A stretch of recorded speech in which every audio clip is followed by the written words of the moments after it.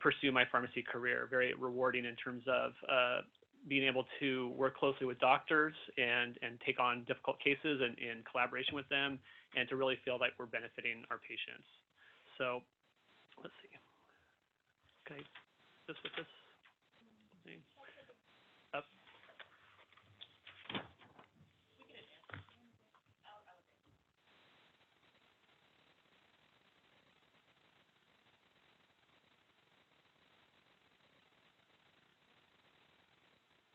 So one of the questions came about just formulations and how we come up with formulations, determining purity, quality, and pharmacokinetics of compounding products.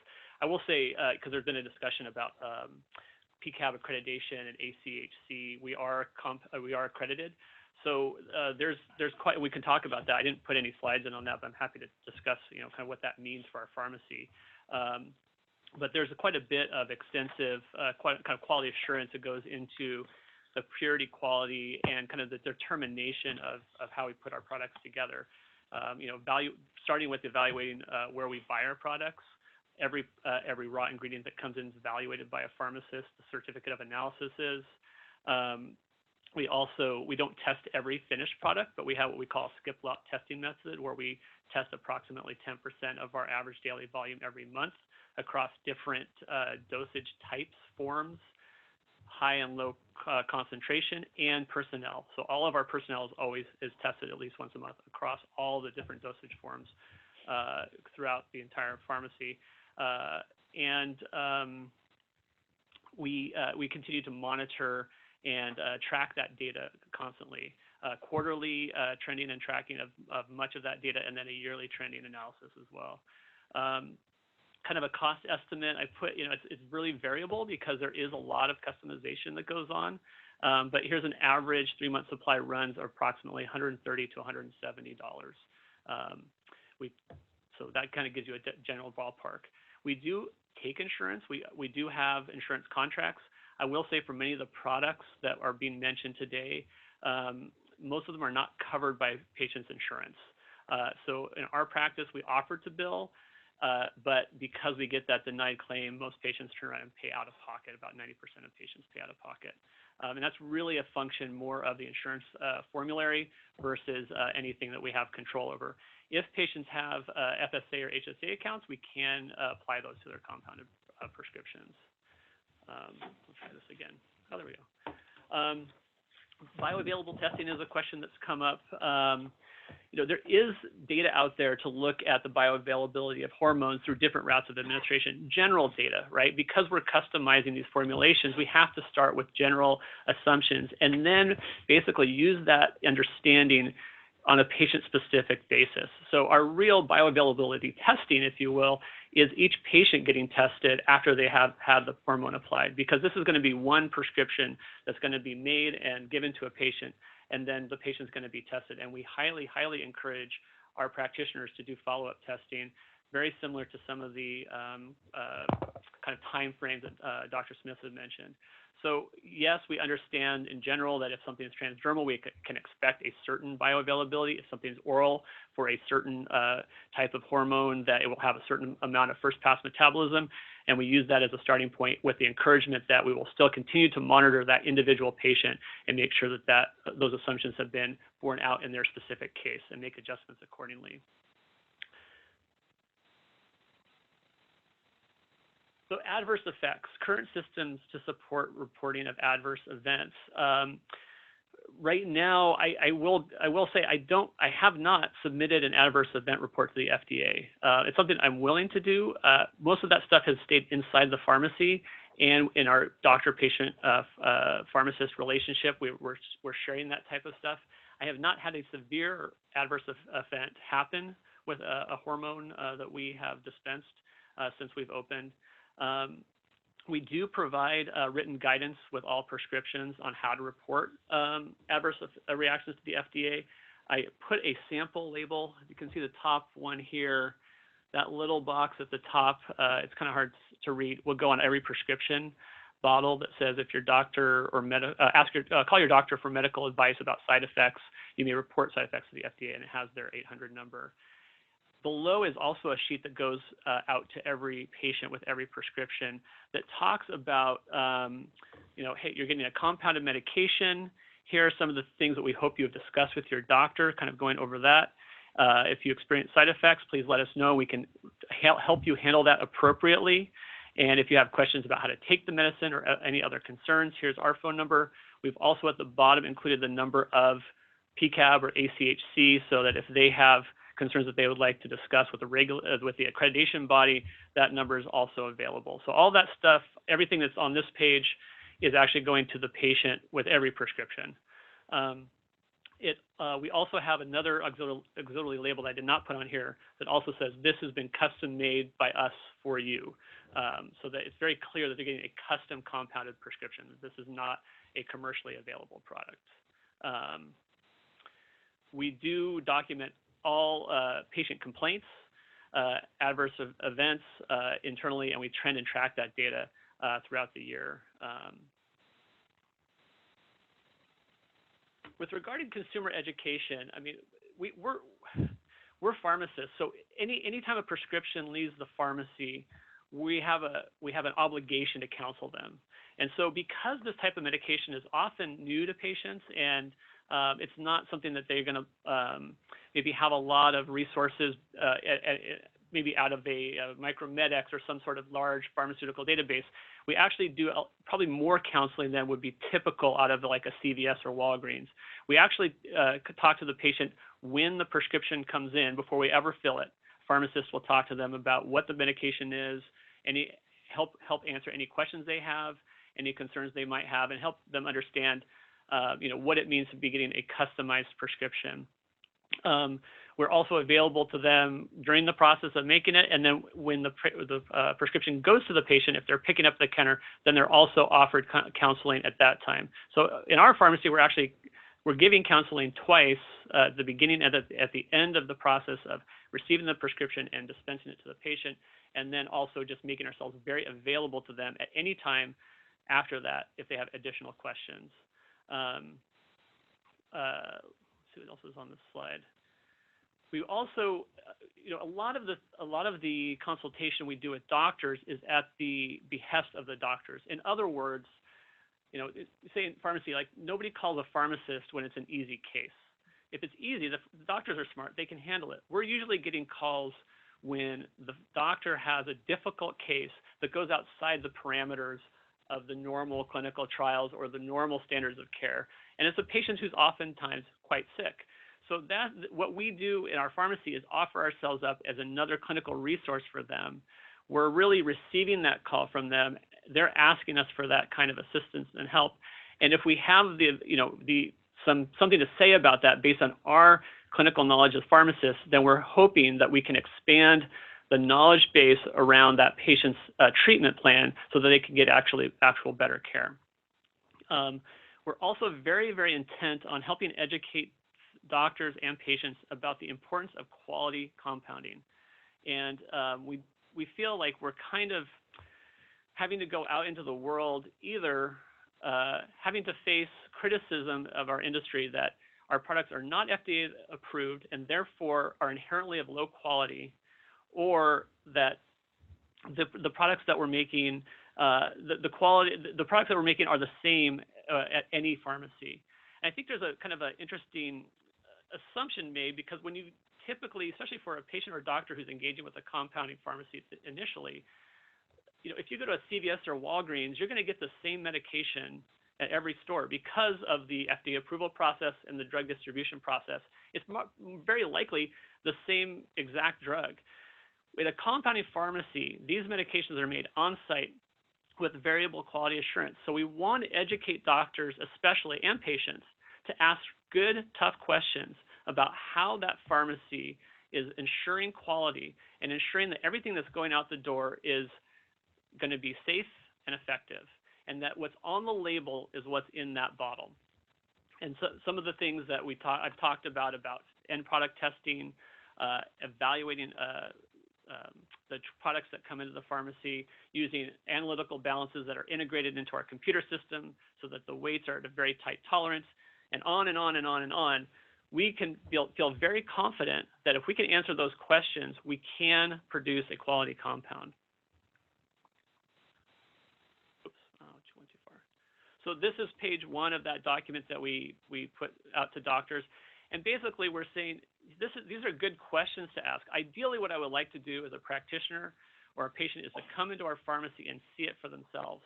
Because when you can see our pharmacy and you can see how we're behaving in a very clean lab with technicians that are gowned from head to toe, with state-of-the-art equipment, you can get a certain level of confidence that commitment to quality is really happening inside that lab. And in addition, we wanted them to ask us these other questions, like where does the pharmacy source its chemicals and how are they evaluated? What kind of equipment is used? What kind of in-house procedures is the pharmacy doing to ensure quality? For example, if we're making a batch of capsules, we can weigh those capsules out in the pharmacy and make sure that they're within the tolerance and the weights that we expect for those capsules. So there are things we can do inside the pharmacy to ensure quality, and we should be doing those, and we do. Page 2 didn't come out.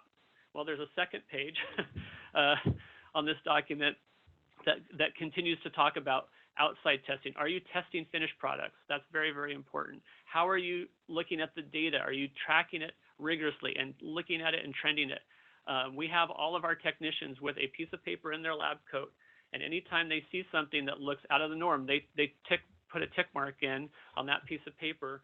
That goes to another technician at the end of each week who puts them in a spreadsheet.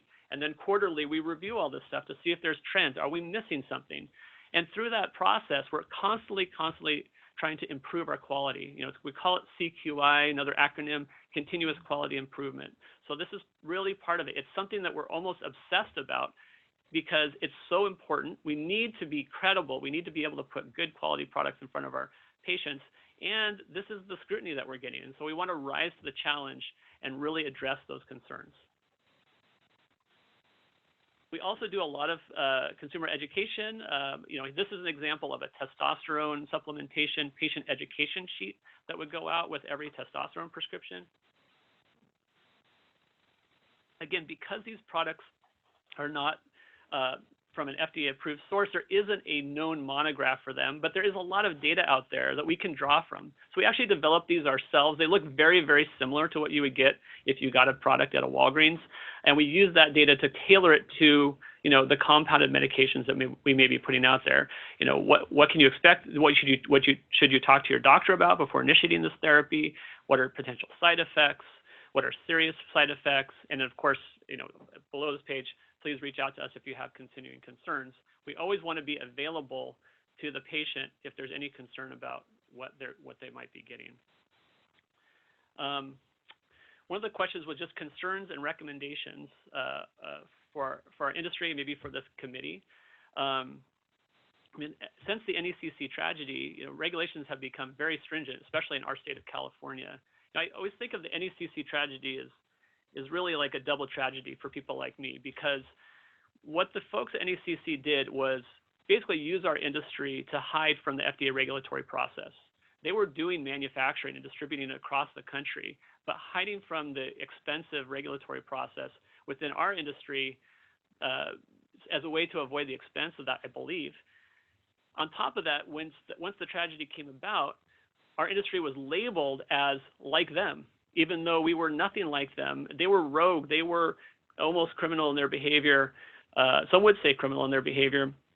And so we've had to kind of face the aftermath of that and really rise to the challenge and really start to, as best we can, prove to the world that we can produce a quality safe product. I think if we can answer the question, can you put a quality product in front of a patient? Can you put a credible product in front of the patient that's doing what we believe the doctor is intending it to do? Then we're only adding value to the options that the providers have and that the patients have. If we can answer that quality question, there is no reason for us not to be part of the opportunity for doctors to have a host of options for their treatments. I am not in conflict with FDA-approved hormone products. If a patient is thriving on a Vivel patch and Prometrium capsules, I'm happy for them. I don't want them to be off of that if they're doing well. We really exist for the patients who don't thrive on those FDA-approved products, and we're just trying to expand the options.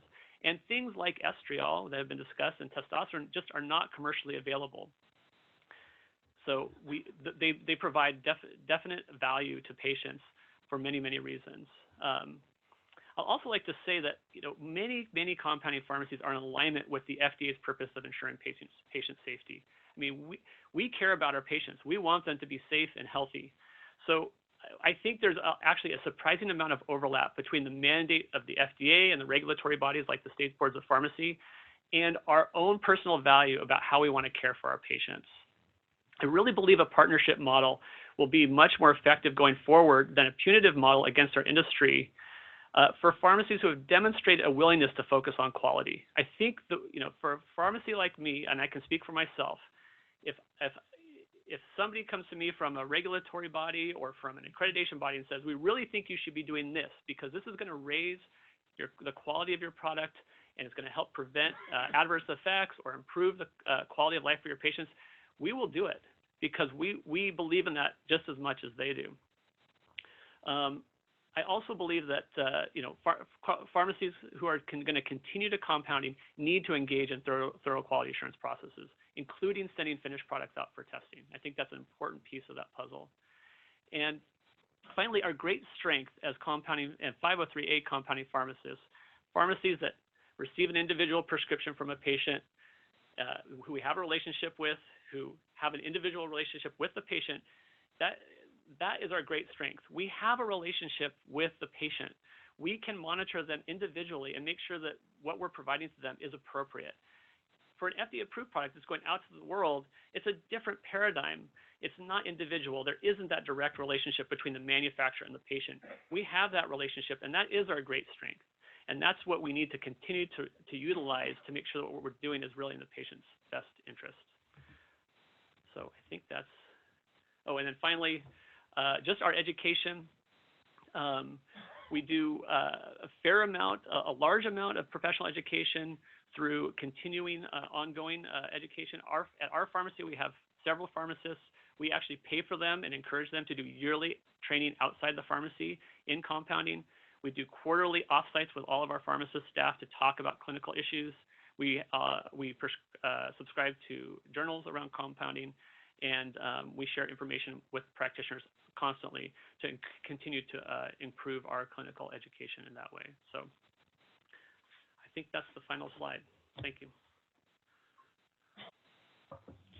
So we're going to open this up for questions first. Peter, I would like to say that it's evident that you take a lot of pride and care in your side and your practice. So, I just wanted to comment on that. 2 quick points and questions.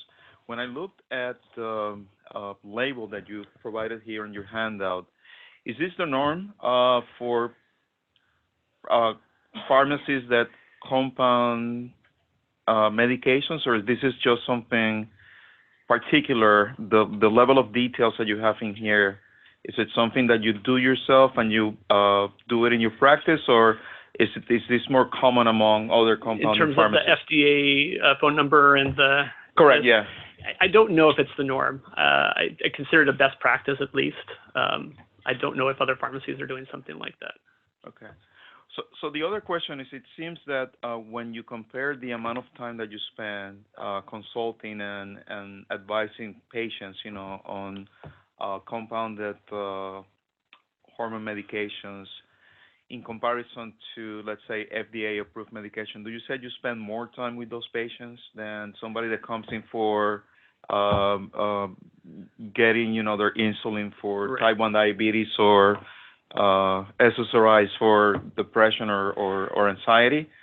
Because the reason that I'm asking, if you spend a lot more time with patients using compounded hormones, and you don't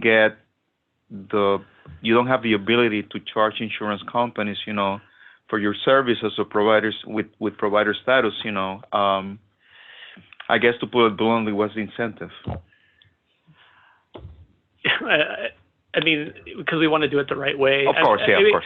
I understand the question. I've been in pharmacy for over 20 years. About half of it was traditional retail and half is compounding. So I know from my own experience, I definitely spend much more time talking to patients about compounds. And I think there's a need. Part of it is also just understanding, we want to meet the patient where they're at. So understanding if somebody's coming in and they've never worked with a compounding pharmacy, sometimes they've never even heard of that. So we just need to take some time with them to help them understand what their therapy is.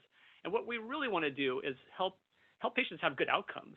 Mm-hmm. And we really feel like that education and that care is a big part of that component. The quality is a big part, and the communication and relationships a big part. If they feel that we're a resource for them and that they can come to us, and that it's a closer relationship than I had in the other pharmacy. And it is kind of like personalized medicine. So it's like a lot of these formulations are just for them. It's just been made for that one patient. So I think we do have a what's in it for us kind of question is like, I think it helps allow us to feel that we're providing that care fully all the way to the end zone, basically. If they're feeling they've had their questions asked, if they feel that they've had a caring pharmacist go over it with them, then they're really ready to engage with that therapy and also give us the feedback that we need to know if it's working right or not. So that's how we get paid back with that. So one final question, Peter. Is your pharmacy a full pharmacy with FDA or just strictly compounding? It's mostly all compounding. We do a small amount of FDA-approved products. I think mainly because of the insurance billing issue. A lot of patients who are getting their FDA-approved hormone replacement might get that from Walgreens because it's going to be a $25 copay because they take their insurance, and they'll get maybe their testosterone or something like that from us if it's not available from a Walgreens. So. Okay. Any other questions? Oh. No. Thank you. That was really a nice presentation. I was curious about the amount of labels that you provide in consumer education because, as you all probably know, that has been a criticism from the Endocrine Society and other associations, a lack of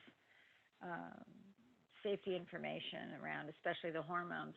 Do you have a similar one for estriol? Currently I don't. Having prepared this talk, I'm going to make one on the airplane ride home. We've had them in the past. Again, something like estriol, we really have to derive the information we need for that from a lot of primary literature. So it's a bit of work, but sure. I see where this committee is coming from with some of that, and we are going to develop those. So this. And you have a list of concerns and recommendations, which I think is a really nice way of ending your presentation as a summary. Would you consider these kinds of, you call them auxiliary labels, a best practice, and how to report an adverse event? Is that something you'd like to see across the industry? Pharmacies, the pharmacy piece of it? I think some understanding of how we're expected to report adverse events. Right now, it's not a requirement to report adverse events to the FDA, and what constitutes a true adverse event versus a basic non-important side effect, because we could inundate the FDA with lots of little rinky-dink things that aren't important. So I think that is a confusion maybe in our industry about how best to do that. Certainly would be more than willing to engage with that if that was something that was an expectation. And do you sell dietary supplements? I do. So if a patient, a customer, I guess, comes to you without a prescription and wants a hormone over the counter. Oh, I don't sell any hormones over the counter. Oh, These are more in a dietary supplement. Is what I meant. Well, if a patient like DHEA, I'm really trying to dissuade them from doing that, because what I really want those patients to do is get in front of a doctor that I know is going to be able to really do a full workup on them. Our value is providing the quality patient and supporting the doctor in that triad relationship. I'm not interested in getting in between. Circumventing that part of the triangle. So typically what I do in those situations is, make some recommendations about some doctors they might like to talk about. And oftentimes they have probably complex issues that need to be handled with a full sit-down visit with a physician who can do a full workup with them. So there really is, it would be unusual for folks to come in looking for hormones over the counter that have been recommended by their physician, as opposed to getting a prescription? But you sell them. Yeah, I don't sell any. I mean, I guess DHEA is sold over the counter. That may be a recommendation from their physician after that kind of clinical visit. Okay, but not estrogen, progesterone, which is another one. Yeah, I don't sell any progesterone over the counter. No. Thank you. I've got better stuff behind the counter, so. So here's a related question. You know, we keep hearing about the relationship between the patient, the physician, and the pharmacist. If you get a prescription, a patient comes into, or client comes into the pharmacy with a prescription from a physician that you don't know, do you go back to the physician and find out exactly what type of tests and what type of analysis that particular patient underwent prior to that prescription being issued? That's an excellent question. Not always. We do introduce ourselves to all physicians who enter into our system, and try to, and I make myself available to actually go visit them personally. So, you know, if something comes in that looks really out of the norm, we would absolutely have that conversation with the doctor, especially if it's a doctor we don't have a relationship with. And we really utilize those relationships to help understand what their clinical intention are for their patient. That's really helpful for us. If they're prescribing these things, we know what their intentions are. We can help carry that information forward to the patient. So, yeah, it would really depend on what's coming in, but we do try to make ourselves available in person to every prescriber who prescribes through us so that we can establish that relationship. Bill? So, a patient who walks out with a Bioidentical cream prescription, does she take a black box warning label? Is No. that included? The warning and associated with use of estrogens and. There is no black box warning that would go out on a sheet of paper with that prescription. Okay. Another question I had. When a prescription is written, say, for a compounded bioidentical hormone, say Bioidentical or Tri-East, and goes to several pharmacies, other than the active ingredient, the other excipients that are contained in that final product, final preparation, I should say, could be different. From different pharmacies? Yes. Right, which is why we feel it's so important for the doctors prescribing to those pharmacies to evaluate the pharmacies that they're working with and help guide the patient to good quality compounding pharmacies. I mean, we put that document out that I shared with those slides to all the doctors we work with. We have it on our website. I think it would be really helpful if that information was out there generally. I mean, I think that's what's lacking in a lot of ways is the understanding and the need for physicians specifically, but patients as well, to really take a little bit of time to make sure that they're getting a quality compound. It can be done, but you have to do a little bit more due diligence than finding the closest pharmacy to your home. I think that's the challenge. Right, because you see, when that product goes for testing, the regular testing that compounding pharmacy would do, they will test the active product for content uniformity within the limits. But that does not address what else is in there. Right. And it's what else is in there is what is the concern is in general. Because that affects bioavailability, and bioavailability affects safety and efficacy. Right, and we have a general understanding. I mean, it's not like we're just putting this stuff together, just grabbing something off the shelf, hoping that it doesn't impact bioavailability. I mean, we have some expertise around that, around the solubility of the API, what are appropriate excipients to allow maximal bioavailability, particularly with something like an oral medication. So again, because these things are customized and they're different dosages, we have to use general parameters around that knowledge base. But it's not a willy-nilly decision. It is made with some thought about the solubility of the API, what other formulations do we have good bioavailability data with, et cetera. Yeah, and that's a key point, the bioavailability, because a lot of the testing are kind of in vitro type tests. Dissolution, content uniformity, weight variation, these are all the quality control testing that is done on a finished. But I'm interested in what gets to my receptor, you know, at the end. Right. And that's the kind of the question mark right. that we're in. So two things, like, there is some in vivo testing depending on the formulation. I take a progesterone capsules as one. We have good in vivo testing around different excipients around that. On the compounded. Right. Yeah, there is some data, but there's just little data. Right. The concern out there in general, that's the theme that And we're at the end of addressing the is right. the lack of bioavailable data. It's not the issue that, you're not going to put, the amount of estradiol correctly on the approved, validated balance that you have. There's no issue with that. But it's really the in vivo part. Right. Our in vivo testing is patient specific. It's when they get tested by their physician. I mean, that's really what it is. So, I mean, symptoms. Well, and lab testing. Lab testing is another issue also, and has to do with the methodology. I mean, we talked today about lab testing, but maybe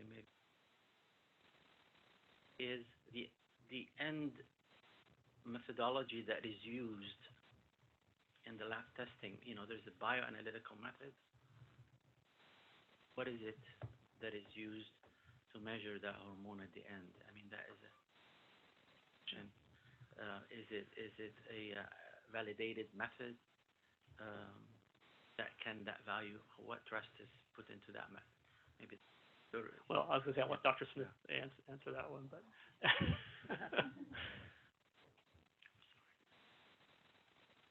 It's really very fascinating to look at because, again, we measure over and over again, and it's reproducible information. So if I change the dose, I know mathematically what I'm going to get in the same patient because I know their liver studies, et cetera. But what I can tell you is that I've actually picked up the phone to my compounding pharmacies and say, okay, this patient's been my patient for 20 years, and the lab that I got using your hormones was not exactly what I thought the result would be. I went back and I talked to the patient. I sent out your product for certificate of analysis because I do that quite frequently. I can send it to an outside lab and make sure they're making what I'm supposed to make. And so I go back and say, did they change the base? Did they change where they're getting the product from? There's a lot that goes into looking at reproducibility. Yes, of the finished product. Mm-hmm. That's not my question. My question relates to really in the method that you're measuring testosterone. What method is the central lab using? This has to be a validated method. There's concern about just the regular values that you get from measuring hormone panels, that they are coming from a validated method. Well, part of validation is reproducibility. Yes, and that's validation. It is. It is. And after 30,000 saliva tests, it's reproducible. Yeah, there is consistency as you measure, but there's patient-to-patient variability. But at the end, there is concern about making clinical decisions on methods maybe that are not have the rigors of a bioanalytically validated method. This is what the FDA and the CDC is saying. Well, and I understand your concern. I truly do. Again, most of the research on saliva testing, a lot of that is done on cortisol itself. There's 6 major clinical trials on its reproducibility published in very traditional medical journals.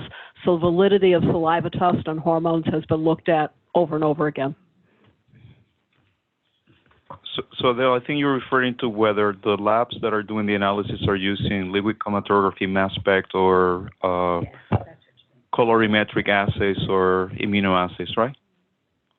Yes.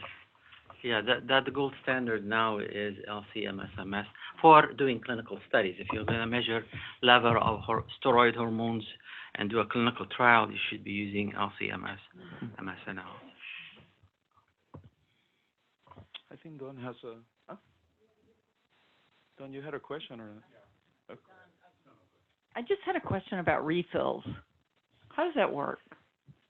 In terms of how does a patient? Yeah, like, do you just I understand about refills for traditional prescription medications, but I'm just wondering about refills for these.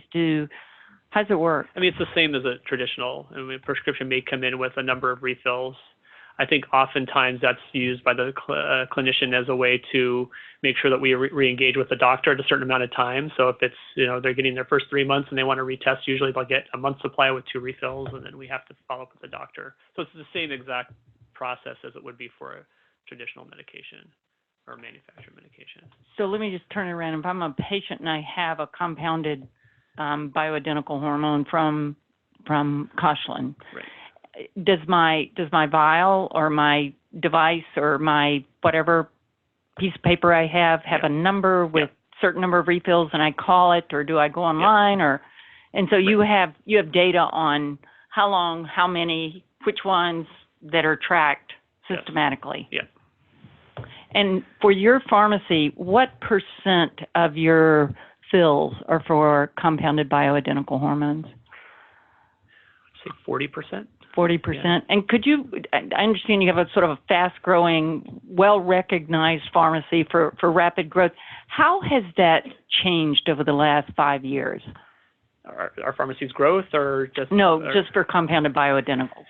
I mean, there's definitely an increasing awareness of the value of hormone replacement in general. A lot of the fear around breast cancer has gone away to a large extent because of some of the recommendations and the literature review by organizations like NAMS. So I don't know if that's led to more compounded hormone replacement. I mean, we're just one pharmacy in one small metro, one metro area, not small, but I do see more interest in the hormone replacement discussion. I think it's going across both commercial and compounded, really depending on what the patient's needs are. So it does seem like the interest is expanding, and the fear around hormones is finally starting to subside.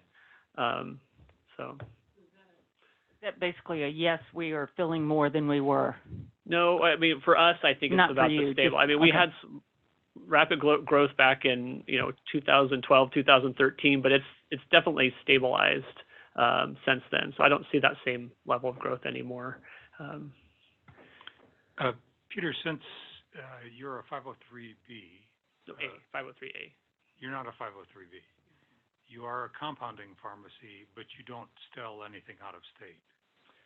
No, nothing goes out of state, and everything has a patient prescription attached to it. And it's okay. So you're not providing material to any other pharmacy. No. How often does the State Board of Pharmacy inspect your pharmacy from the state of California? Yearly.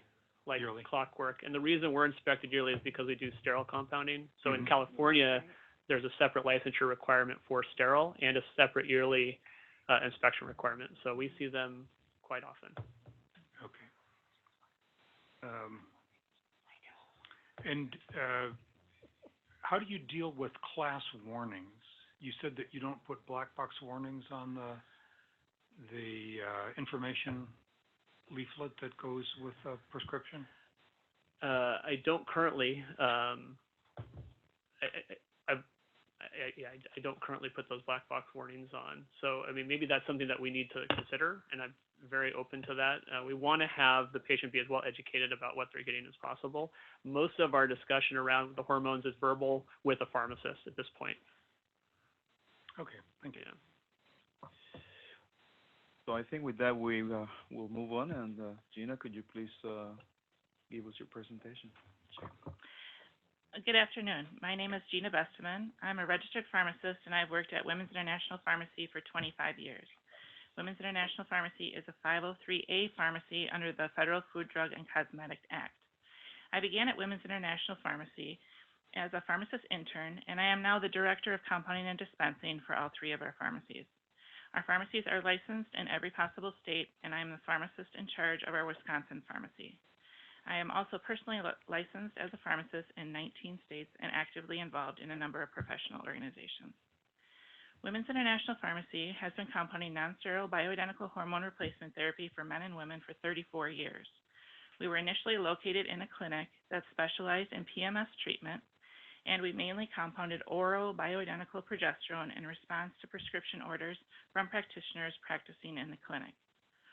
We have since expanded into compounding with other sex hormones such as estrone, estradiol, estriol, DHEA, testosterone, and pregnenolone, and various dosage forms. We compound exclusively non-sterile, patient-specific medications, including topical and vaginal creams and gels, capsules, lozenges, suppositories, and suspensions. Over the course of our existence, we have compounded over 149,000 unique hormone formulations using less than 10 hormones in individualized strengths and dosage forms. The number grows every day. We truly exemplify patient-specific, personalized medications. You might ask how this works and what our business model is. I listened to your prior committee meetings and would like to clarify what, to my knowledge, is a typical compounding pharmacy, practitioner, and patient relationship. Our model consists of the classic and important triad between practitioner, patient, and pharmacist. A patient sees her practitioner, and her practitioner determines through examination, tests, and/or symptoms if the patient has a hormone deficiency or imbalance or could benefit from certain hormone supplementation. The practitioner contacts us with the prescription order for the individual patient's needs. The practitioner determines what is best for the patient and communicates it to one of our pharmacists. Our pharmacists take the order and verify the order's appropriateness. For example, reasonable hormone or hormones, strength, dosage form, directions for use, quantity, refills authorized. Our pharmacists and our computer software also evaluate for drug interactions, duplicate therapy, interactions with existing conditions, clinical abuse or misuse, duration of therapy, and medical allergies. The important part of this traditional pharmacy model is that the practitioner determines if his or her patient needs a compounded medication. We, as a compounding pharmacy, facilitate the practitioner's order and compound the medication. Oftentimes, practitioners find they may need to adjust the patient dose due to tested hormone levels and/or patient symptoms. This is quite common and is a great advantage of compounding. We can adjust the dose and compound for the individual patient according to the practitioner's orders. You're probably wondering, why would 149,000 different combinations of bioidentical hormones and dosage forms ever be needed? I have several examples of the unique situations and unique patient populations we encounter every day.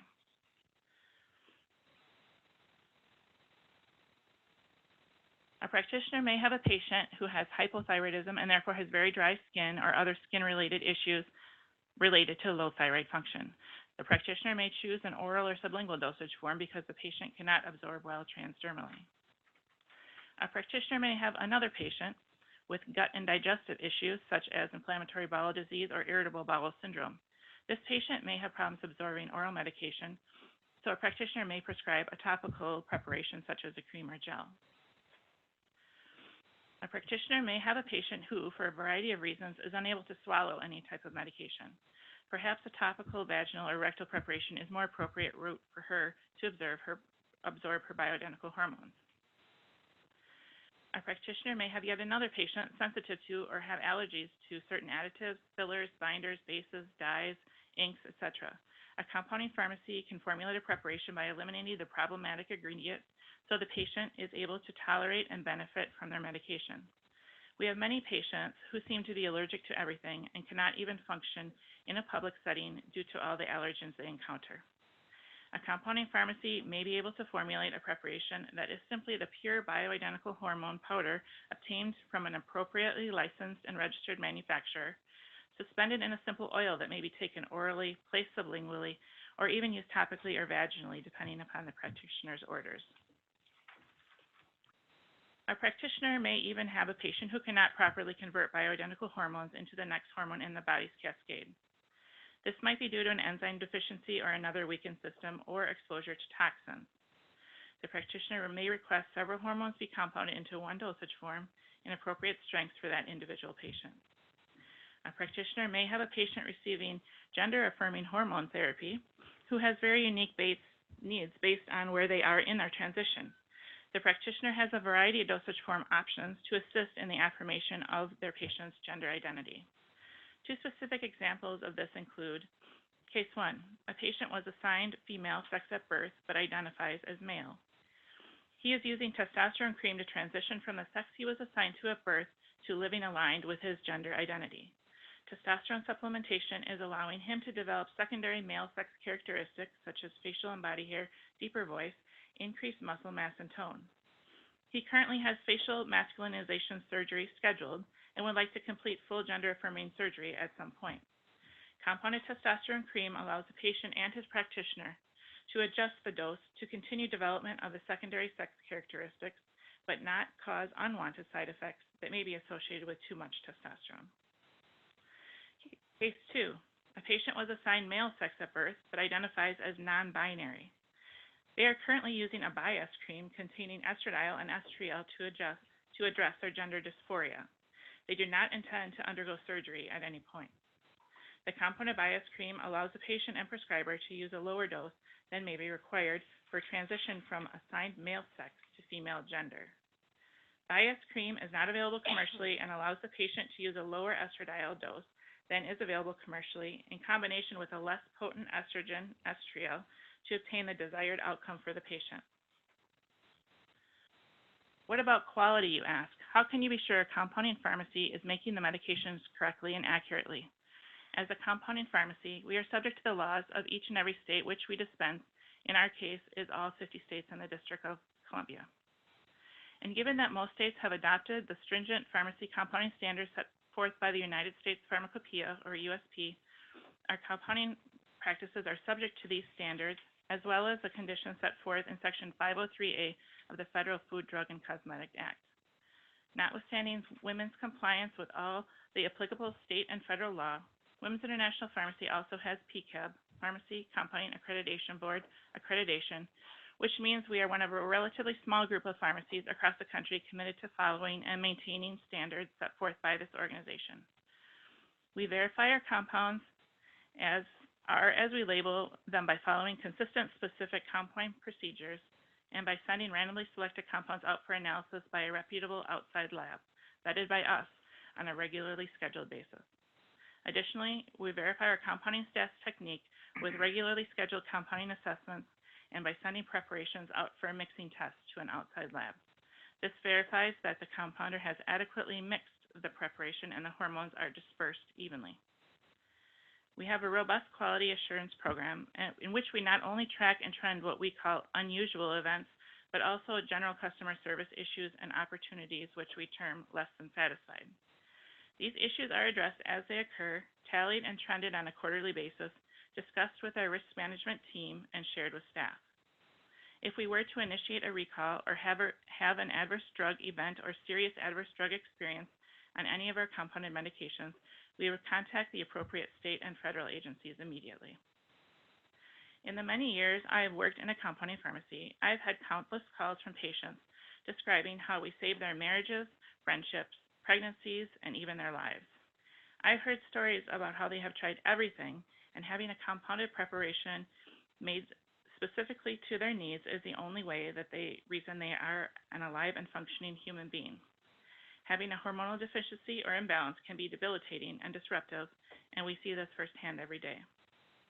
Thank you for giving me the opportunity to speak to you today. I hope I've given you some insight on this specialized, safe, and critical area of healthcare that provides important medical treatment to thousands of patients across the country who, without the availability of compounded BHRT, would needlessly be forced to suffer without the treatment they need. In closing, I'd like to read a short email I received from a patient just last week. This is an example of emails I receive every week of this nature. To me, hearing this individual patient's stories like this justifies the medications we are providing and that the medications we are providing are truly life-altering and even life-sustaining. Compounded BHRT is imperative for me in as this affects my heart health. I have several severe cardiac rhythm problems and I'm on a pacemaker. I profoundly believe this is directly correlated with the total hysterectomy I received at age 32, almost 30 years ago. I failed with every stock pharmacy HRT. When I finally was prescribed hormones compounded to what my body requires, my cardiologist was amazed at the improvement to my heart health.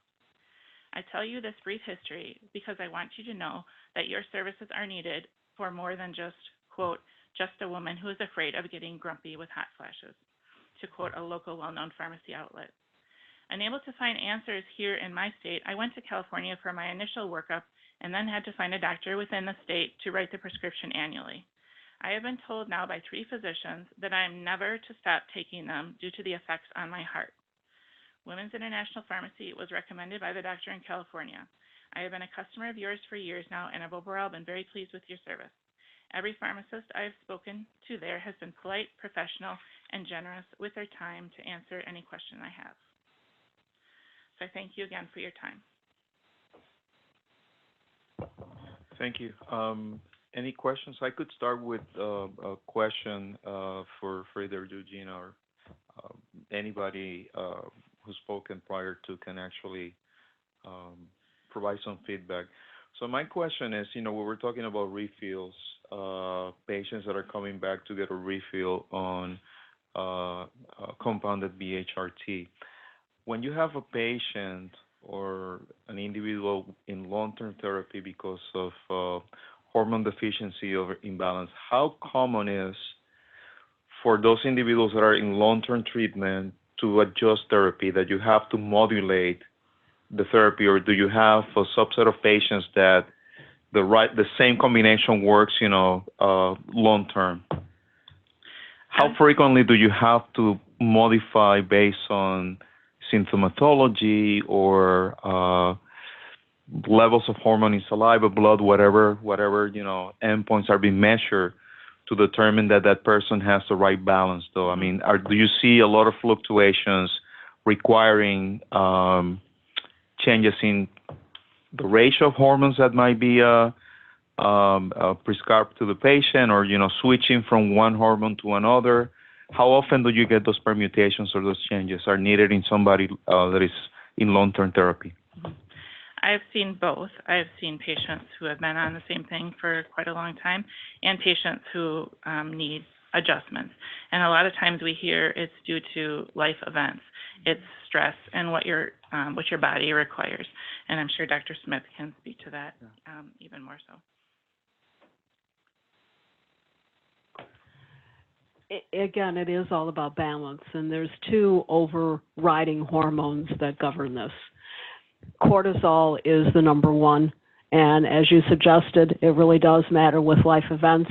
I've had some patients who've been on the same hormones for 10 years, and, a husband dies, a child dies, or some major event occurs in their life, and it may take me 2 years to get the hormones back balanced again. I have some patients that just live in constant stress because they have stress at home, they have stress at work. Does every time their prescription change? It does. They may be small changes, but that's the beauty of compounding. I can take those small changes and make it personalized for that patient. Dr. Beston,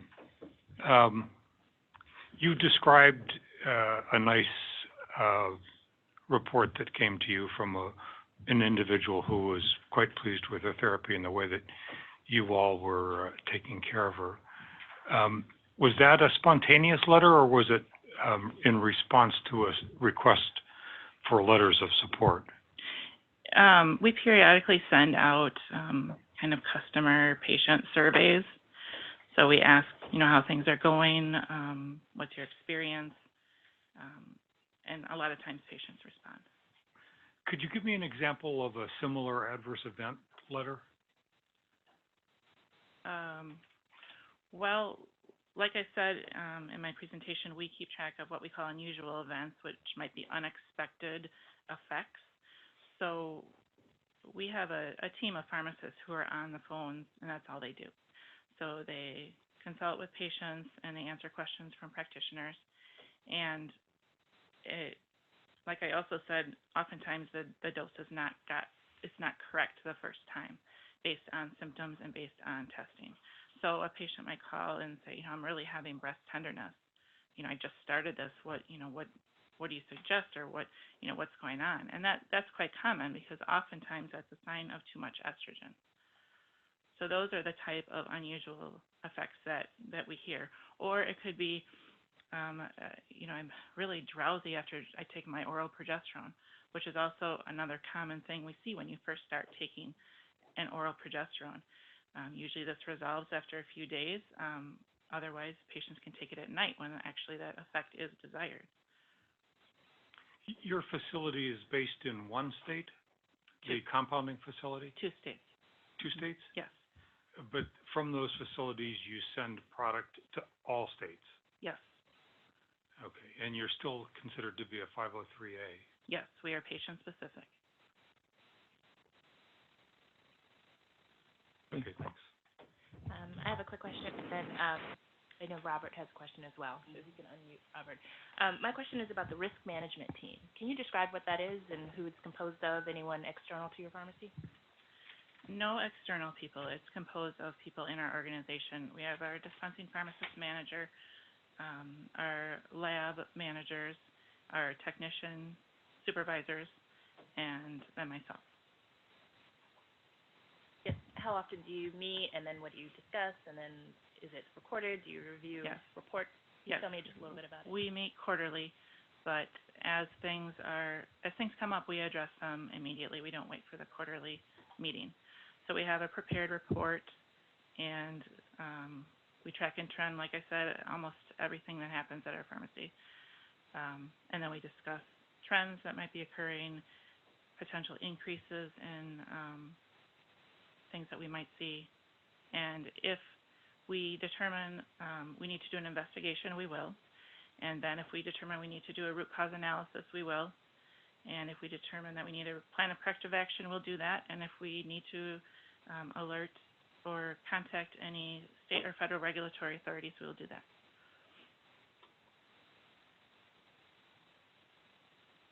I think we have Robert, right? Robert, are you? Can you hear me? Does that work? Yes, we can. Yeah. Oh, ahead, fabulous. Yep. Thank you. Well, I wanted to thank Peter and Gina for giving presentations, as they are truly compounding pharmacists, and it's great to have them before the committee. So thank you both. I was wondering about, we hear,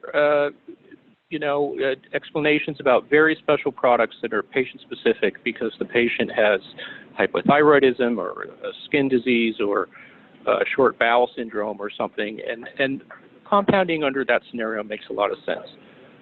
But let's say this is on a spectrum. So that's on one side of the spectrum. On the other side of the spectrum, there's compounding that happens in 503As and 503Bs on a mass scale, and let's say the same 25 or 30 products are shipped out all around the U.S.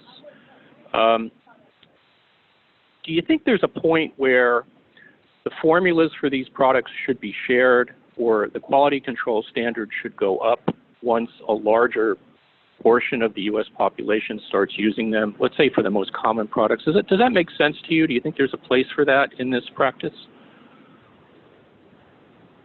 I think the USP, they're continually adding to their compounded preparations and monographs.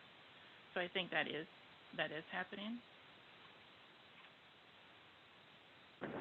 So the USP has a compounding compendium. Do either of you refer to that when you're making products? I was just going to comment. What you're describing sounds to me like a 503B pharmacy that does have a higher level of quality assurance and is really dispensing it in larger quantities across the country. Really what we're doing is still that one prescription, one patient, and that's really what we'll always be doing. That's our passion. We're not interested in going beyond that.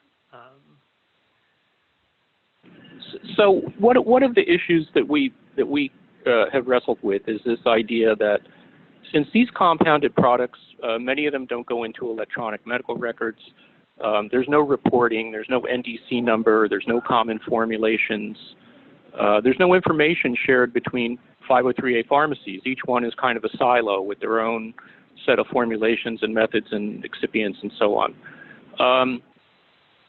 Do you think that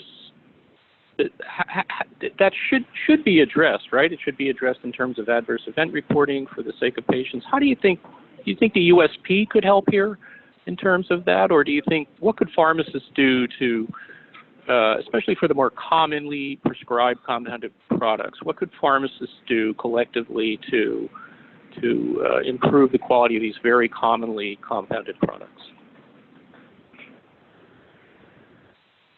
I think there are as Dr. Smith mentioned, some electronic medical databases that practitioners do prescribe through. So I think there are some practitioners who are using this. It's not, they are using that. That information is available, not completely, it's not required, but there is some of that information out there. Right, but if you think it was required and the information was generally available, so that let's say 503A pharmacies all used the same excipients and the same testing methods and had established BUDs for their products, you think that would be a better state of affairs than it is now? I think that would be pretty impossible because compounding is very unique to the patient. So having standardized formulations required would not be following the intent of compounding patient-specific medications. But even for the ones that are most commonly used, I'm not referring to the really unique ones that you described earlier. You know, we see Biest, Triest, we see 2 or 3 strengths used. We see the same 5 or 10 pellet strengths used commonly for testosterone, estrogen. So I'm talking about more like for those more broadly used products. And that's my last question. I don't want to take up any more time. Thank you. I think it's an excellent question. I would love more data about that type of stuff. I mean, the more data we have about what we do allows us to, you know, add more scientific evidence to our formulations.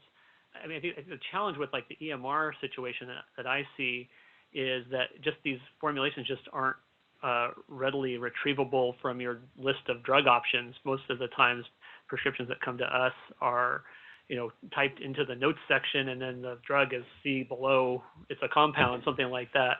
So in terms of utilizing like some of the electronic resources, I think that's a big obstacle. But there are studies out there. Some of the wholesalers have put some studies together around like the BUD for certain formulations, and you know, if you follow those formulations exactly with those exact products, you can utilize that data to extend your BUD beyond the conservative USP estimates.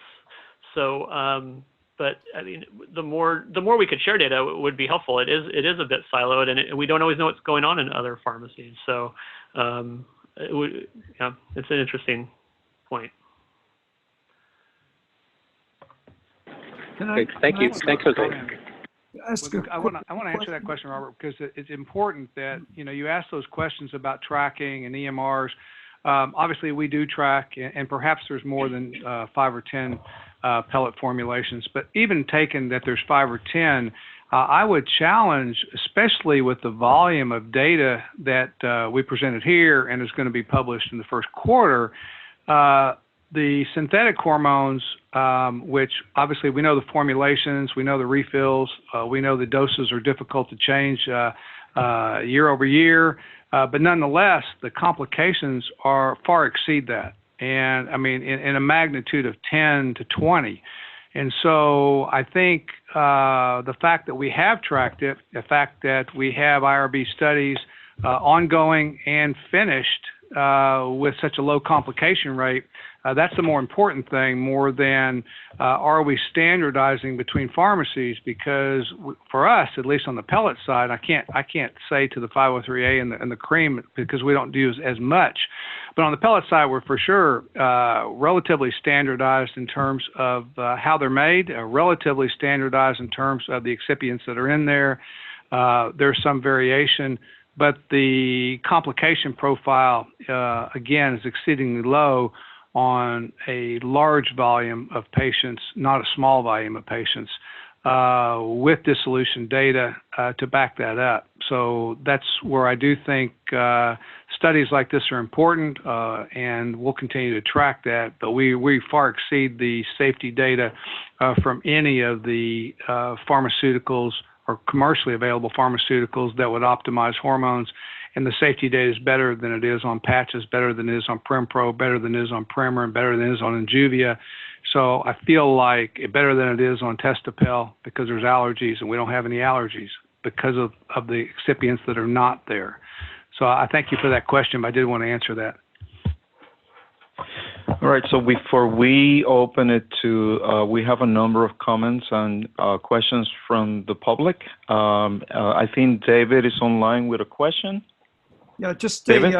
yes, yeah, just a very quick follow-up actually to Robert's question, which is that clearly, you know, the very responsible pharmacies, compounding pharmacies do a lot of their own quality control, and in the right hands, it sounds like there are great results that people get. But is there not a role to be played in assuring the quality control across all of the pharmacies for more systemic monitoring of the levels that are achieved? As has been pointed out earlier today, there are dangers that are associated with supraphysiologic levels of these hormones. And so wouldn't that go a long way towards preserving, in a way, the benefit that compounding pharmacies provide to be able to demonstrate in a systematic fashion the consistency of levels that are obtained across many pharmacies?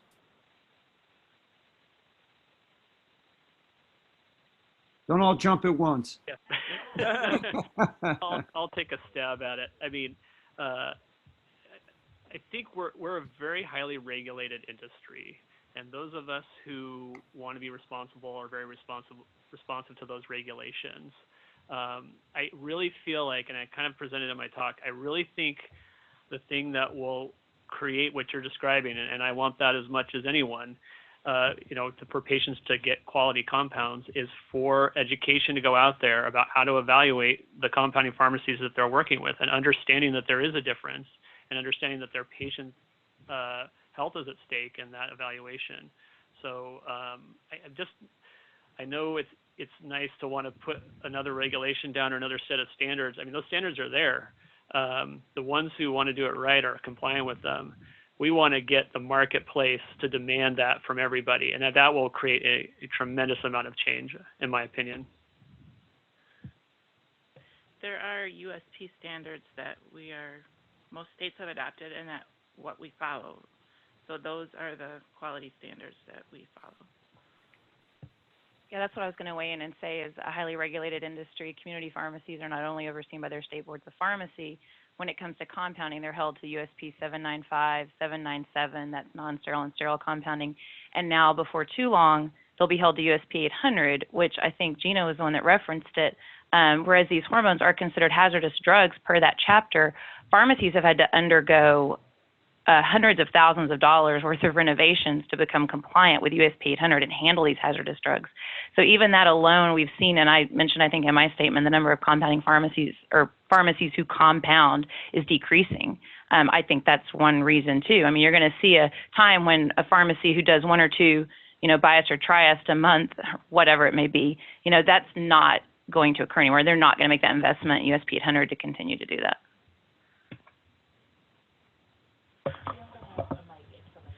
Oh, sure.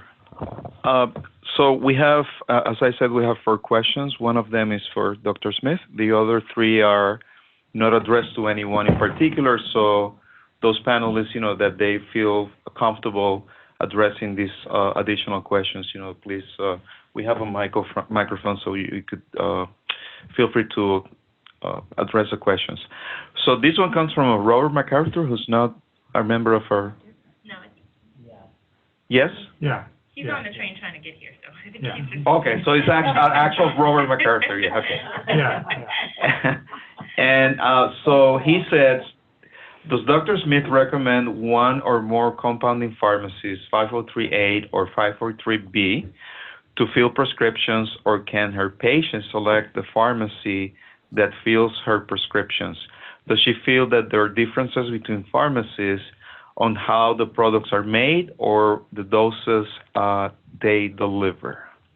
I do think there's a difference. My patients sometimes will suggest a pharmacy that they would like, and if they're not in the state in which I practice, I call up the pharmacy and I extensively interview them. And sometimes I call back my patient and I say that that pharmacy is not one we want to use. I don't necessarily share why with the patient, but does every single pharmacy that comes my way, is that something I would write a prescription for that is a compounding pharmacy? No. All the pharmacies that I personally use are PCAB accredited. Okay, great. The second one comes from Dr. Daniel Yan, and I'm sorry if I'm murdering the last name, of Tower Health. And this is for anybody that would like to address a question. Of note, many FDA-approved hormones are also bioidentical with various dosages and route of administration options. What are the advantages of using compounded bioidentical hormone replacement therapy? Well, I covered part of that in my talk earlier. There are studies out there, at least on the estradiol side, showing that on the pellet side, the absorptions are more predictable and stable than using creams twice a day with those spikes or pills, so you don't have that roller coaster ride that you have with those. So having said that, there are differences. It doesn't mean that the commercially available products I don't use, because I do use them, they're just not as predictable. The creams obviously work. The patches, in some people, they don't absorb the patch, and we don't see the suppression of FSH, and they don't get a high enough estradiol level, and so it is more predictable. So it's not that they're not bioidentical. They are. The route of administration can be variable patient to patient. We see that on testosterone also. There's testosterone creams, even though they're not approved for women who have used those products and had extraordinarily high serum levels, LCMS, for Dr. Edel's benefit, and that's not a good thing. So we've sort of shied away from that because the side effect profile is going to be higher in those people.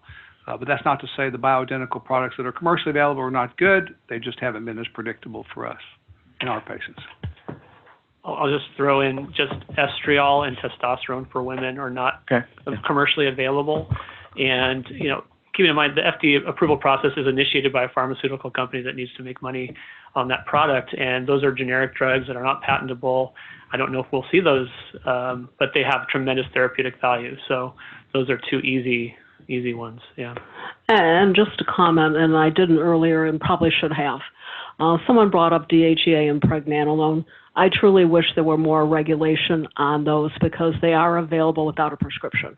And as recently as 1 month ago, a patient came in to me with stage 2A breast cancer, which was estrogen receptor positive, and she was on Dhea, which makes estrogen in the body, and she did not know that. And so it's not that anyone, I don't think, in this room is anti-regulation. We really just want it to be reasonable, and we want it for the health of the patient. But from the perspective of a prescriber, I really wish that progesterone, Dhea, and Pregnenolone were not available without a prescription in the United States. In most countries, you have to have a prescription. So I do think this committee would be great if you look further into making it prescription only. We have a second question from Daniel from Tower Health. He asks, does current evidence support saliva testing as an accurate monitoring of hormone levels? We talk a little bit about this, but, let's open it up. And also he says, I agree with balance of hormone levels. Is the key yet.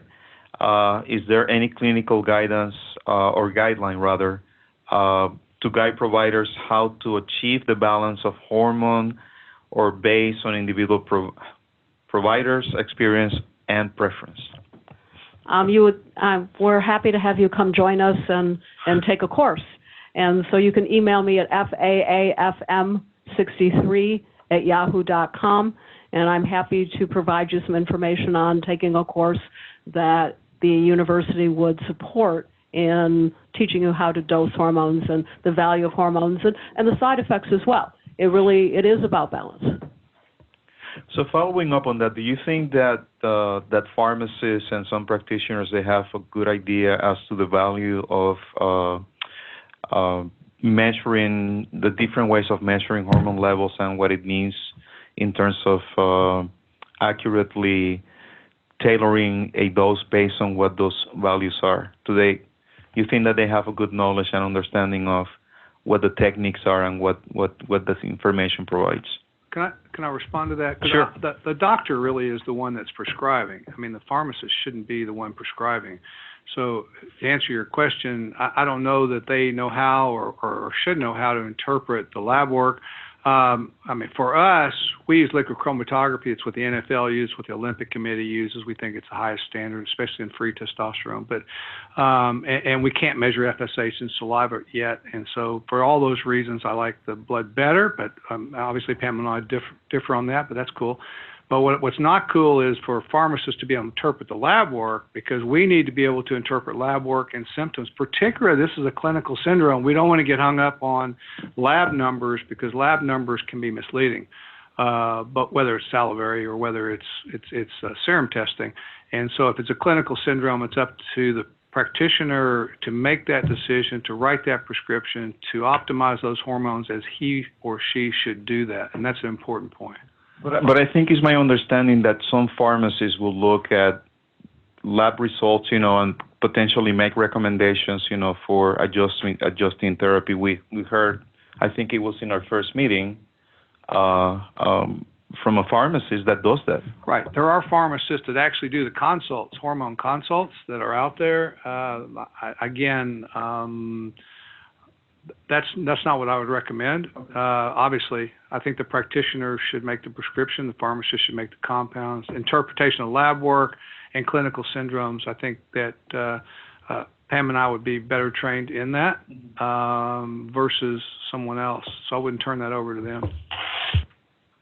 Yeah, it ultimately comes down to the partnership, and I think Dr. Smith said that. We highly encourage the physicians to call around to the pharmacies and talk to them and get to know them better. And what you were saying, yes, sometimes we would love to have more access to labs, so then we could even have a more, knowledgeable conversation with the physician, because we were seeing what they were seeing too. But ultimately, it is their decision, and we always defer to them on that ultimate decision. So it's a good partnership. It's good that everyone has the same information. I would just add that every state allows for collaborative practice relationships between physicians and pharmacists that can dictate what different practitioners are comfortable with and the relative expertise of each. It's also Medicaid CMS guidance in a number of other places. Say that again, Medicaid actually has CMS guidance that went out to the states for collaborative practice agreements, how to utilize pharmacists better. It was out in 2000, the last year of the Obama administration, so a couple years ago. Publicly available. I can send it to you if you want to look at that. Sure. So the last question or comment comes from Justin Macy of the National Association of Boards of Pharmacy. The question is, what prevents using the established drug approval pathway to bring BHRT products to the market?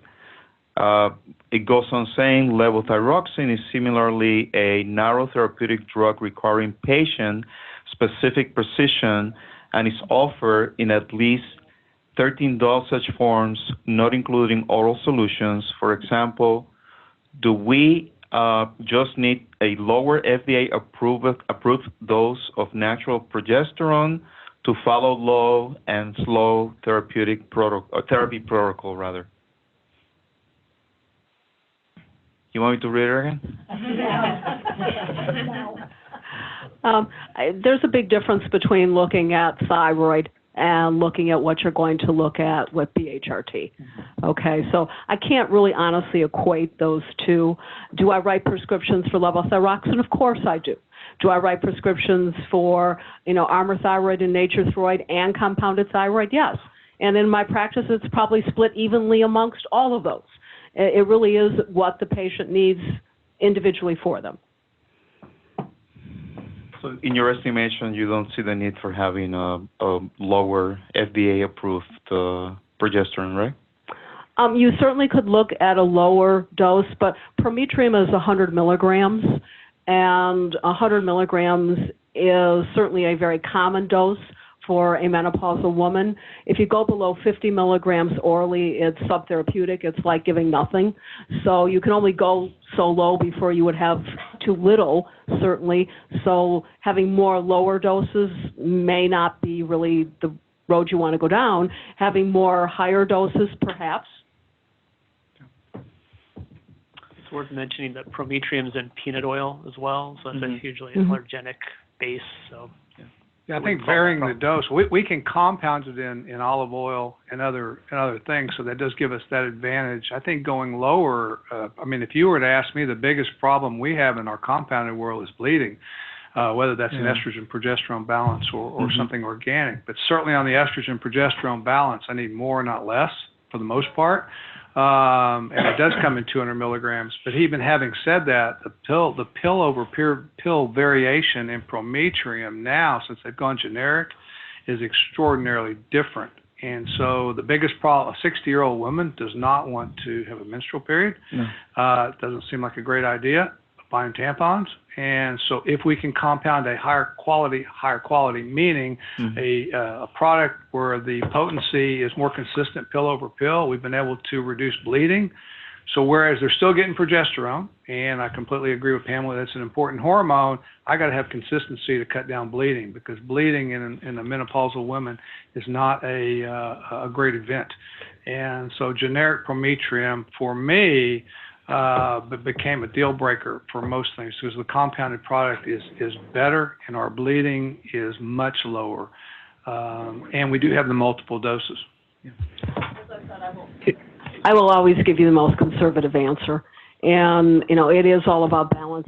So if my woman postmenopausally bleeds, then she does have to have an ultrasound, and for those women in here, you know what an endometrial biopsy feels like. Not the best thing in the world. So again, it is about the quality of the product. I'll say one last point to that, which is, why in the world would a manufactured drug have variable dose-to-dose blood levels? Well, they're allowed a 10% dose variation over the label quantity. So that 200 milligram prometrium could be anywhere between 180 and 220 milligrams and still be passing. I mean, in our pharmacy, nothing goes to that. I mean, it's a percent. So, I mean, we see it right there when we do our capsule error calculations. Can I ask a question? Sure, go ahead. If you still can hear me, I want to comment on what was just said about generics and the variation. I don't think that we can compare the amount of batch-to-batch testing, active ingredient testing, excipient testing, manufacturing processes, controls, chemistry manufacturing controls that go into an ANDA with what's made at a 503B or a 503A that doesn't have the same reporting responsibilities. So just to talk about, there's more oversight of those products. So I think we have to be careful about dinging those products when they actually live in a much more highly regulated world and have much less, we know what their batch-to-batch variability is as opposed to not knowing it. So I guess just keep that in mind. I did have one question about topical testosterone. I know one of the speakers said something that if you apply testosterone topically, you can't measure it in the blood, but if you give it as an IM injection, you can. So I'm just wondering, if you can't measure it in the blood, does that mean that it's not delivering testosterone to the blood as opposed to an injection, which more readily does? And how you make that differentiation? Well, that's why we did a controlled trial in our practice looking at all ways of measuring hormones when it came to topically applied. We looked at testosterone in men and we looked at estrogen in women. And so we looked at it in the serum, we looked at it in blood spot, we looked at it in urine, and we looked at it in saliva. And we only found that saliva got measurable levels, and we kept increasing the dose in the patient, and they would still not get any increase in the serum at all. And in order for estradiol to be therapeutically effective, the serum level has to be 100. And so you could keep increasing the bias over and over and over again. You could go to 10 times the amount of what would be considered a therapeutic dosage, and you still wouldn't see it in serum. And we did show that in our clinical trial. Yeah, I'm gonna just disagree on the testosterone side, because we measured, and we've got 4,300 practitioners, again, using this therapy. We've measured serum levels at 1 and 2 hours after testosterone cream. The levels are exorbitant. So I'll disagree wholeheartedly. We have more than 1,000 people we've measured it in, and the levels are extremely high. Now they come back down, so that doesn't help us because that's not in the therapeutic range that we want, but it's also not consistent. So I can't give one female testosterone cream and have it be 300, the next one 1,200, and we've seen those numbers in serum levels on total testosterone because the side effect profile is exorbitant. Again, that's why when they did the patch back in 2006, there was 30% side effects, and that's why it never got approved. So transdermal for me on testosterone, I'm going to disagree that it can't be measured in blood because we have. I'm going to disagree that it can't be high because it can, and the side effects are higher. Now, in estrogen, I will agree that it is variable and that you do need the levels Pamela talked about. But having said that, on testosterone, we can measure it. It's too high for me, and that's why you don't see a commercially available product. Even when they tried,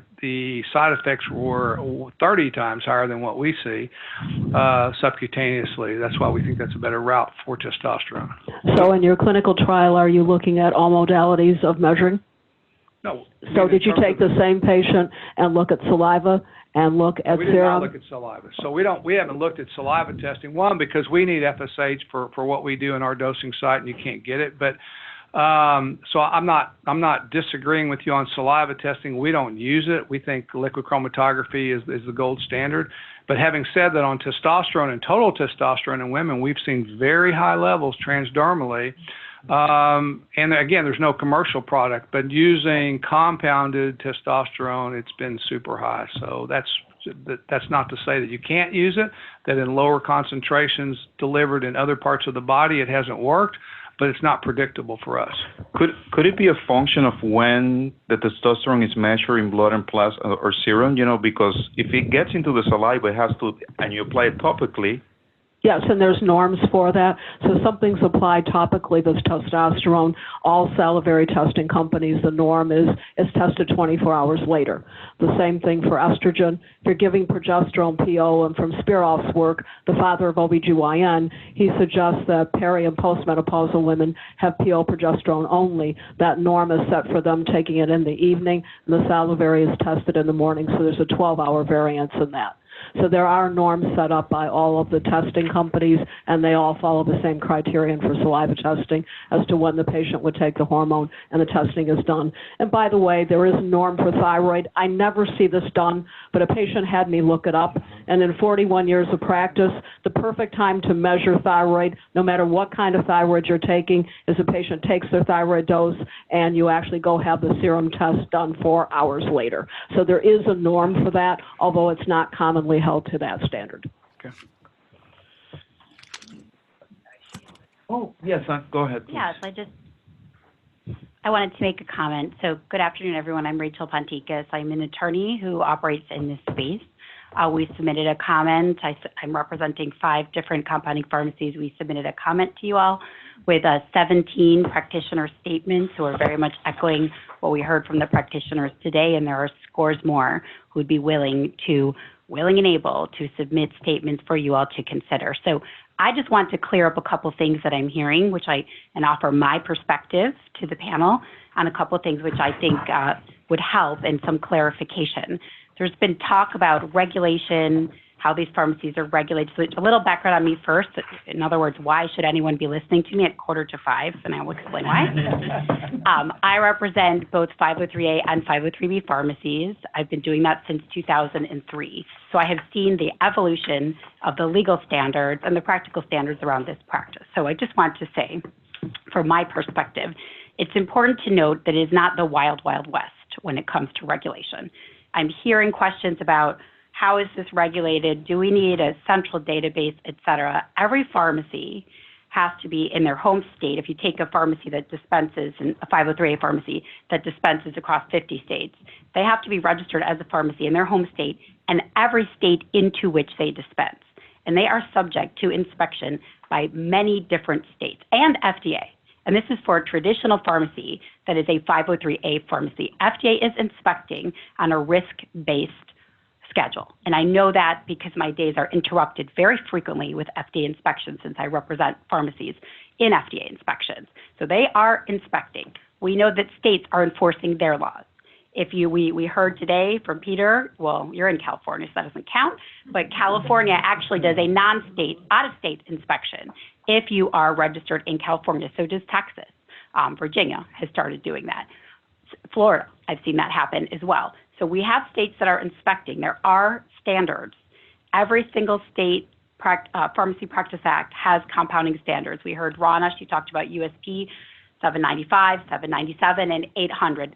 There's two pieces to this, though. There have to be standards, and they have to be being enforced. And we have standards, and they're being enforced. And not only do we have state standards, but we have federal standards. And I can assure this committee, because otherwise I would be much less busy, maybe on a beach in the Bahamas somewhere, right, that these laws are being enforced. There are administrative actions that are being filed.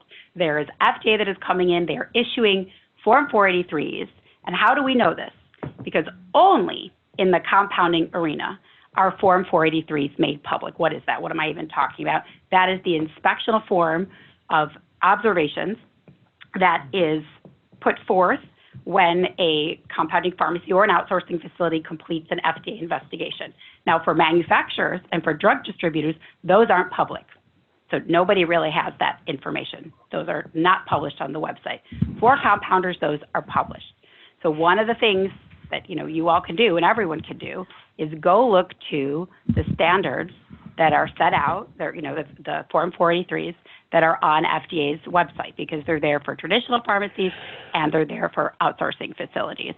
Now, I heard also a little bit of maybe confusion between these two categories. So an outsourcing facility, the creature of federal law created at the end of 2013, it is registered with FDA, does have to comply with good manufacturing practices, but is not exempt from state regulation. That's another common myth.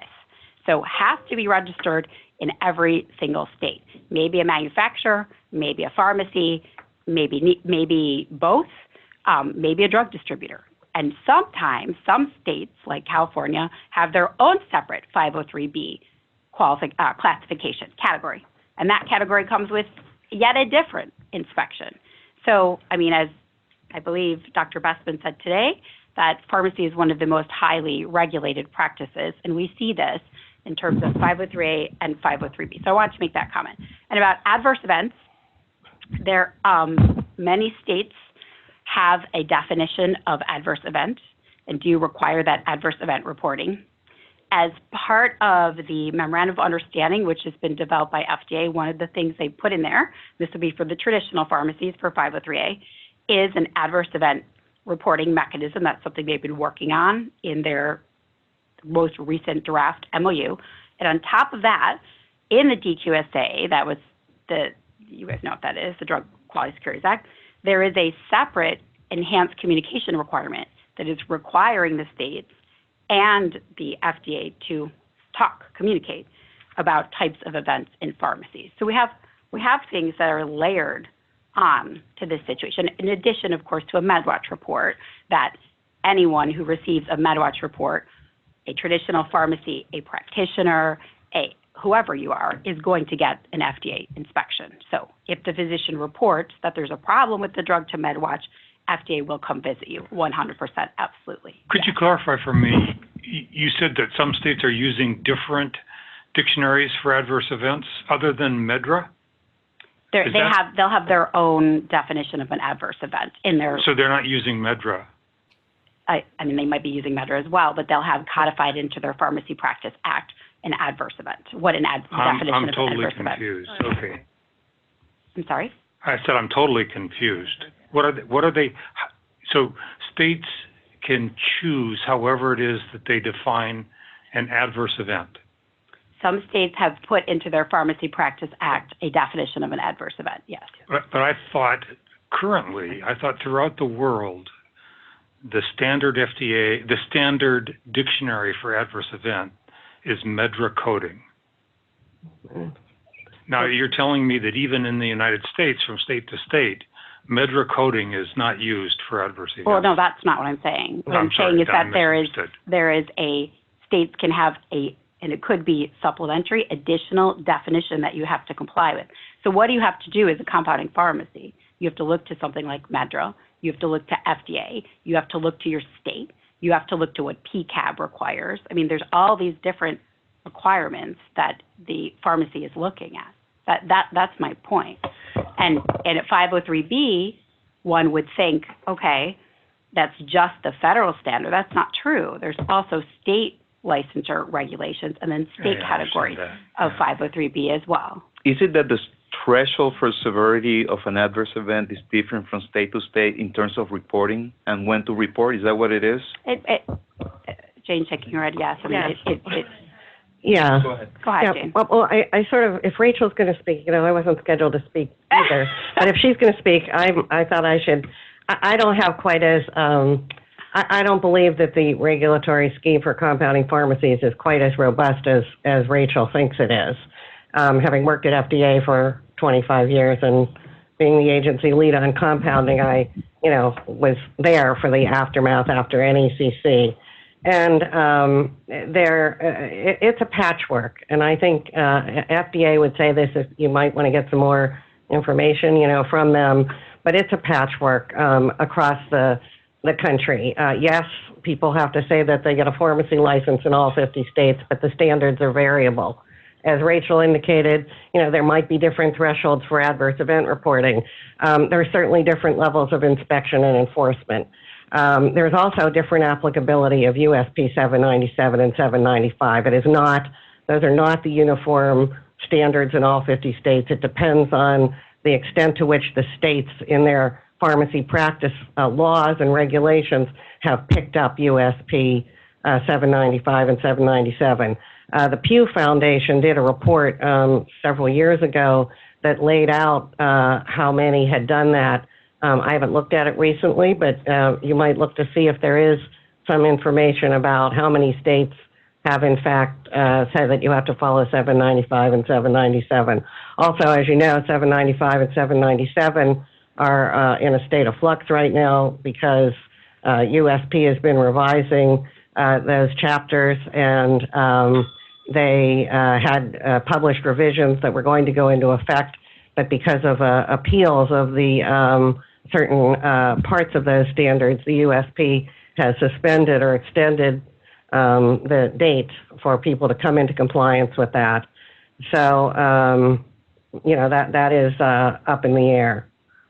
And I think with regard to the last part, I think the MEDRIC coding, once you decide that there is some problem, how you code it, how you describe the actual adverse event is coded under MEDRA. But as Rachel said, the threshold for reporting and what is considered an adverse event and whether you have to report all adverse events or only serious adverse events and how those are defined is a matter of state practice. Let me respond to a couple things. One is the patchwork quilt terminology was used by former Commissioner Margaret Hamburg when she was asking Congress to give her authority to pass the DQSA. So the patchwork quilt situation meant there was no federal oversight. That is not the situation we are in today with compounding at all. We have 503A, which is federal oversight over traditional compounding, and we have a brand new category, well, not anymore. In 2013, we have a category of drug producer called a 503B outsourcing facility. So that terminology, I don't think is accurate at this point in time. Regarding state law and that Pew survey, it is old. It is not up to date in terms of what states require with USP. If a state that doesn't require USP, for example, California, actually can be more rigorous than USP in several areas. They require stability studies, for example, that current USP doesn't. And just because USP is being revisited, it hasn't been revoked. The states where it is enforced, it still is enforced. And in terms of what states are doing, I mean, I know from being in administrative actions in some of these states on behalf of some of my clients that the states may enforce USP in the inspection, although they haven't formally adopted it into their law. So for all intensive purposes, they are enforcing USP. I've seen that happen several times in different state actions. But anyway, I'm giving the committee the benefit of my experience, which I just want to clarify a couple things. Thank you. Yeah, I think we have gone over. So, Ruth or Don, you guys want to close? Thank you. I'd like to thank you all for coming. Yeah, and talk with the microphone on. But anyway, thanks very much, everybody. You've helped us think more clearly and think more broadly. Thank you. Safe home. Thank you, everyone.